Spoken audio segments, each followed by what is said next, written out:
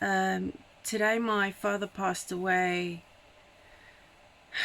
7 years ago. And I spent the day thinking that I was, okay. I was holding space for the grief I felt and the pain, and I had a little ritual that I find, I mean, I just ritualized the shit out of my life because I think it's extremely helpful to have literal rituals every day in our life, and they don't have to be following a specific thing, just something that you create for yourself, because let's face it, people, rituals have been going for the beginning of humankind. Womankind, mankind is a bit, anywho. And so I engaged with all of that, and I lit a candle, and then just things just started hitting me very, very hard, and I was crying. And then I thought the thing that I wanted to do the most, that I know now, having started this account, was I wanted to read one of my poems, because I've been having an explosion of writing that I have never had in my entire life, and I've been here, around the block a bit, okay? And I actually wrote 4 poems in one afternoon, and I could feel the heavens shaking and the angels like playing trumpets, and it was all like, wow, some big shit went down. Because my inner critic was not even there. It was just like, Victory, just let it roll. And I actually enjoyed doing it, which I'd never sort of had, honestly speaking. I would just have moments of going, oh, that word's really exciting, let me put that there, and then think, no, that sounds stupid, shut up, go to bed, and like, you're rubbish. But I have been healing myself for a long time in many different ways, and if you have been following me for a while, you will know about this. So I was feeling pretty fucked basically earlier, and I really wanted to read one of my poems, and I really wanted to have it heard so badly, because it's telling my story, it's telling my truth, and then having it validated and people listening and understanding because they've experienced something similar. And even if they haven't, that even doesn't kind of matter. What matters is that just someone's listening, and the power of the voice is getting it out. And I think one of the most intrinsical things to healing yourself as an abuse survivor of any kind is to reclaim your voice and reclaim your power, and your voice is the most powerful thing that you have. The voice chakra, la la la la la, but we'll go into that later. So yeah, but the problem is that I am sick. I live with chronic illness. I have ME, I have fibromyalgia, I have complex post-traumatic stress disorder. I am going through absolute hell right now. I'm in a lot of physical pain. I'm trying to manage a painkiller addiction and detox off of that. I'm trying not to drink. I'm trying not to do this or that while sitting at home completely isolated, depending on carers to care for me, whilst deciding whether to get an injunction out on my own mother. So hi, it's a lot. Anyway, I decided that the only thing that I could do today to really, really help myself and deal with the pain that I was feeling and get it out and feel strong was to come here and read one of my poems. So by the time I get to it now, I'll probably have to fucking go to sleep for 10 hours. I ain't even joking. For my chronic illness warriors out there, I know you know what I am talking about. And even like mental health worries as well. It's just taxing. Everything is so taxing. People have no idea. Just sometimes getting up and having half of a conversation can put you to bed for the rest of your life. You know, it's such a big deal. Anywho, so I put makeup on, which I've been dying to do. I really wanted to get dressed up and put makeup on, so I managed that somewhat. And I ain't gonna lie, the hair is dirty, but you lot can't smell it, so that's on you. So I just like whacked it up and that, and also hair growth, but we'll come back to that.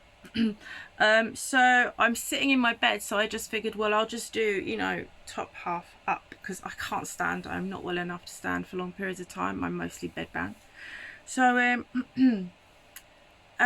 so here we are, and also I stopped doing my stupid perfectionist crap about, yeah, but that bit on your eye should be better, and this, that, and the other. And honestly, people, please,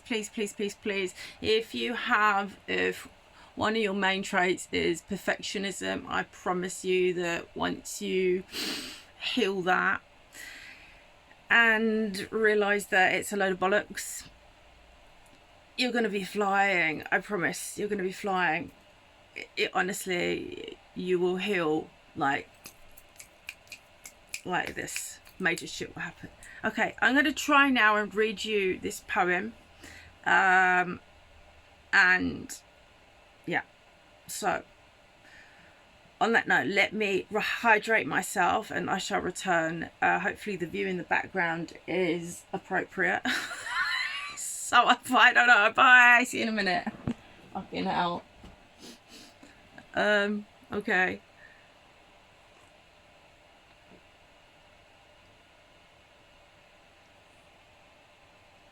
Okay.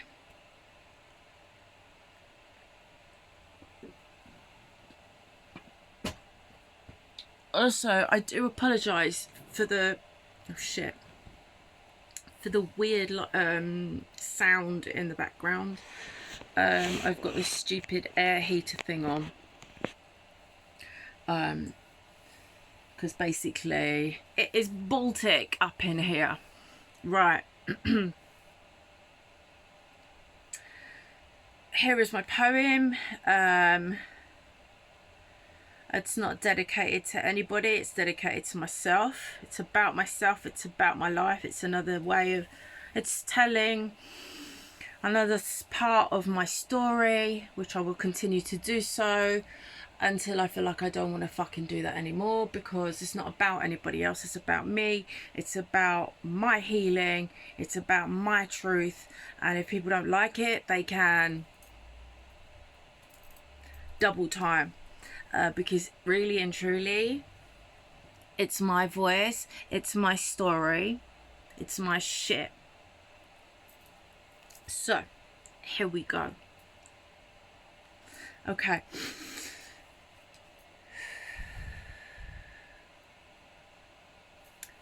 If I were a book and you a bird, should you fly through my pages with the whispers of ages, unturned by the sorrow of your lifeless flapping wing?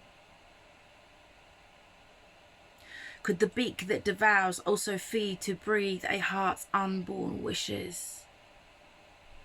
Scrolling over imagined dunes, my spirit's words to be stopped by the full stop at the end of a story that broke my heart.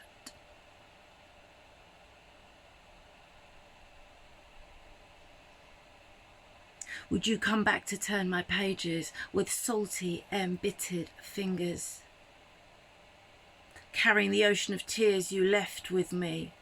Within your bird's claws, its weeping talons, the heart you tore from this breast, would you replace it with beady eye and feathered viper's nest?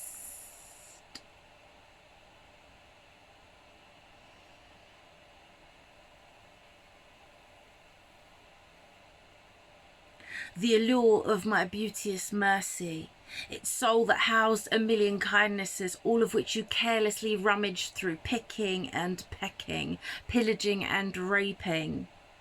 And still, I let you in.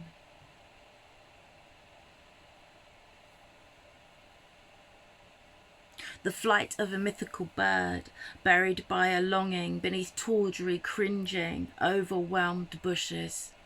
Its soil rotting in a forest of barren, battered land, its tears the acid rain falling to the ground. My sound.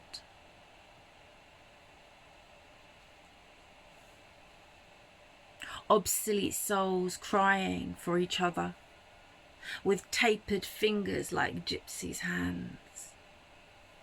Yet mine were the hands that cradled your enmity, your volatile sustenance, of which I drank till the well of life drew nothing but blood, watering land-ridden, sodden with a woman's terrorized grief.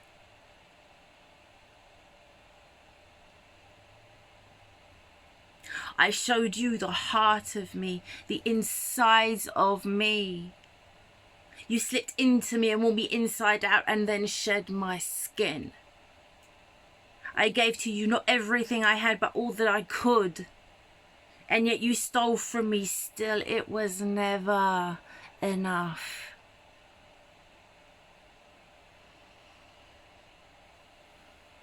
I stand at the gates of the children's playgrounds, watching them,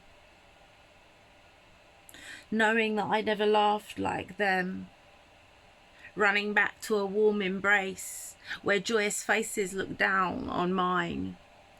All this was never given. And you knew, but my life was not my own. You made it yours. All my pain was a complaint in an envelope posted to an address that was never existing. You subsisted. And you fed on me like I was a juicy young kid, but it was the carcass of a goat you were too stupid to know. All my youth was gone. The other predators had devoured it. How can someone with the face of the angel's shadow be a human that kills in the name of love whilst looking at me?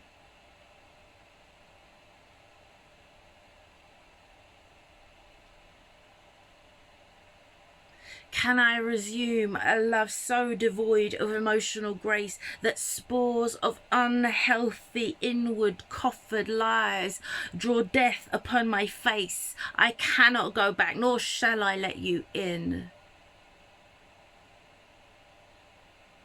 The book is closed. The pages sealed tight with the might of unforgiven fright. You may break the lock holding the book. You may tear out its pages. But the words that were written will last across the ages, for it is the end of you. And I made it so.